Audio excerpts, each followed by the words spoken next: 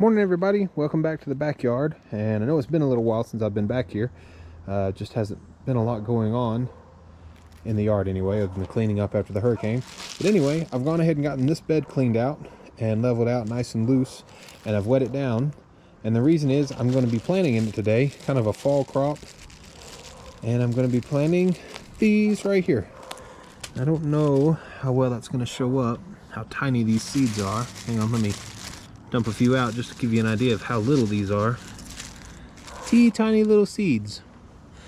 And what I'm hoping is that I get them planted, and I can't remember, they germinate between 15 and 20 days, and hopefully I'm gonna have some of these carrots. So it's supposed to be an end of September into October crop that you start. However, our September was really warm and it's just recently gotten cool. So today's October, what is today? 11th or 12th? October 12th. So I'm gonna go ahead and get them in today and see if we have any luck with them at all. Now, I've never planted carrots up here before. You can see, gosh, they're so tiny. Never planted them up here before, but I have watched a lot of videos online of how to. So I found one that seemed to have a lot of success, and so I'll just kind of go over with you what I'm going to do and how I'm going to do it. So if you want to hang out, I'll see if I can't get carrot seeds in the ground, and here in 2 to 3 weeks, hopefully we've got carrots coming up.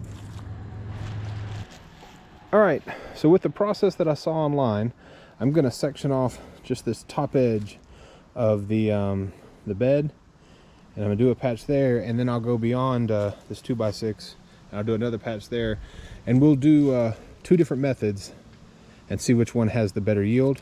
I mean, with the seeds that I've got, you can see I've got more than enough seeds to kind of have 2 different little patches. So what I watched online, and let me get out, I'll just get out a pinch of seeds, is get down here low. You generally come through, and as I don't know if this is showing up. Hang on, let me get where my arm's not in the way. You sprinkle some seeds. You see kind of just randomly throughout here. Try to space them as best you can, but because they're so small, you're going to have a lot of overlap and whatnot. And then let me get a little bit more. Now, and as these come up, they're going to be thick. I'm going to have to thin them out. So if they come up, and hopefully I have a really good turnout, but after you've sprinkled in a pretty good patch, come back and I mean, for example, right now I'm looking at where I've just sprinkled and they just kind of disappear. So wow. So anyway, here's some right here. I don't know how well, but what you're supposed to do is come back and just with your finger push them down. So anywhere you see a seed, push it down about the depth of a fingernail, give or take. Go through here, and I'm not coming back in and trying to cover them up. There's another process I'll show you in just a second. Anyway, I'm going to go through real quick, do a little poking, and then I'll bring you guys right back in at the end of that. All right, so you can see all these little pokes were seeds that I was finding, and even as I come along, as I'm kind of sweeping over the top, I see a seed here and there. But I mean, in the future, if you're doing this, you could always come in and kind of pre-poke all your holes. That's also another option.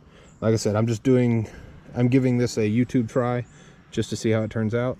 So what I'm going to do is, now that I've got all these seeds down, poked into holes, I'm going to cover this area from that 2x6 this way with the 2x6s right here.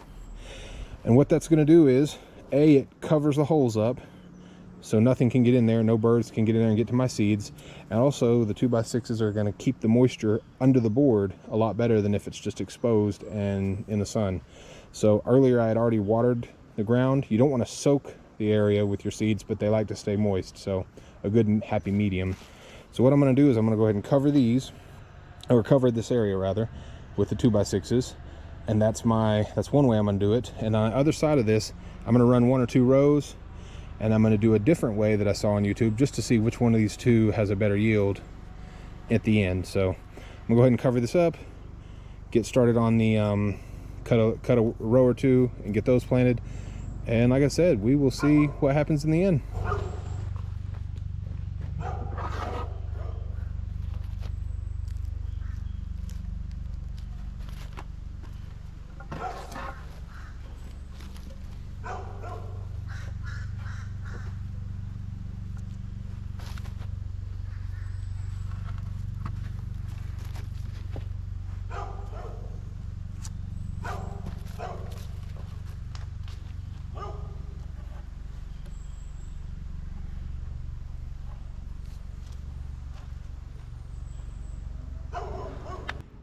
All right, so same thing here.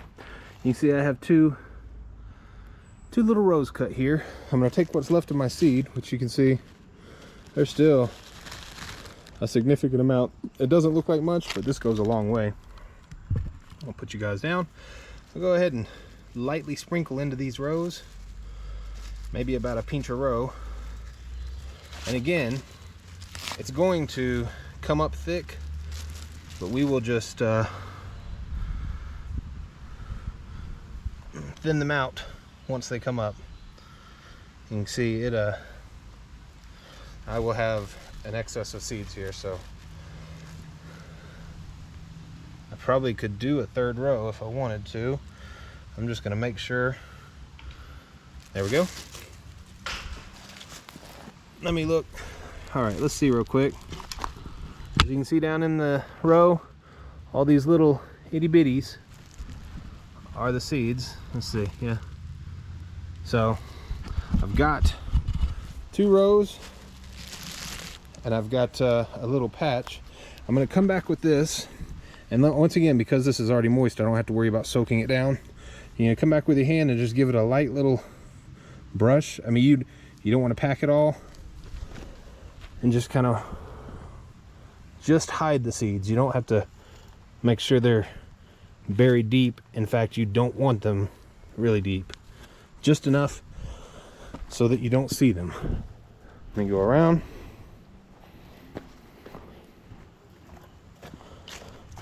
And you can see them in there. Kind of cover them up. Again, these are covered. I know there's 2 rows here. I'm gonna put a stake on either side, just a little stick. But the thing is, these 2 rows, obviously, there's nothing hiding them from the squirrels and the birds and anything else, the chipmunk that loves to run through back here. So we'll see if anything comes up right here. I feel more confident about this. I've actually seen this work online, so we'll just we'll give it a shot, see what happens, and hopefully in, like I said, between 15 and 20 days, depending on if how moist it stays and how nice things are, we should have plants coming up. Again, depending on where you are, you know, this should have been done a little sooner, the end of July into September, but our July and September was so hot that they don't really like hot weather at all. From what I've read online, carrots generally, they like cold weather, and they can even handle frost and a decent freeze. Now, you know, once you get into deep January and February, you're looking at, it's going to be too cold for them. But for the next, you know, month and a half, we're going to have cold weather.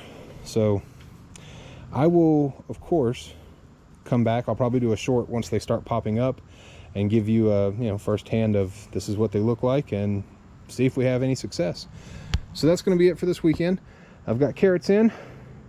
Don't have anything over here. Could always put in some mustard, collards, some lettuce, a cold crop of lettuce. So I'll think about it. And of course, there may be a short coming up later about it. I've got this week coming up, and I thought about taking the kayak out, but here lately, these mornings have been, they've been rather chilly. So haven't decided.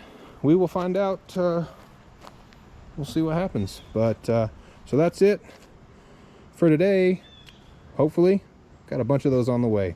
Everybody have a good weekend, and I will see you next time.